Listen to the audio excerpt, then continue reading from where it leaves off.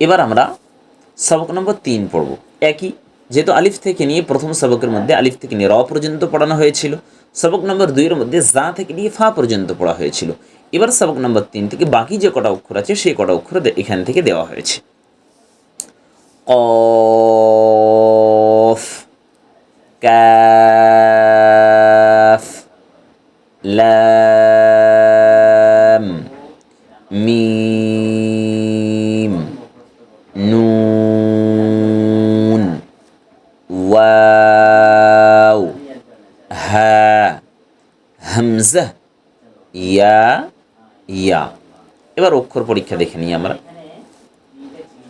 হা, calf, wow, মিম, কফ, ইয়া, লাম, ইয়া, নুন, হামজা।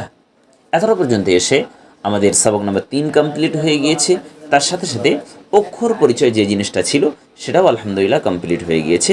আলিফ থেকে নিয়ে ইয়া পর্যন্ত আমরা এই 3টে সবকের মধ্যে পড়লাম। তাহলে আপনাদের কাজ হবে এই যে সুন্দর করে শুরু থেকে নিয়ে শেষ পর্যন্ত একদম মুখস্থ করা, এমন মুখস্থ করা যাতে আপনারা শুরু থেকে নিয়ে শেষ পর্যন্ত না দেখে পড়তে পারেন, আলিফ থেকে নিয়ে ইয়া পর্যন্ত। যদি এতটা পর্যন্ত মুখস্থ করে নেন তাহলে আলহামদুলিল্লাহ কোরআন শেখার যে অক্ষর পরিচয়ের স্তরটা সেটা আলহামদুলিল্লাহ অনেকটা আপনারা কমপ্লিট করে নিতে পারবেন।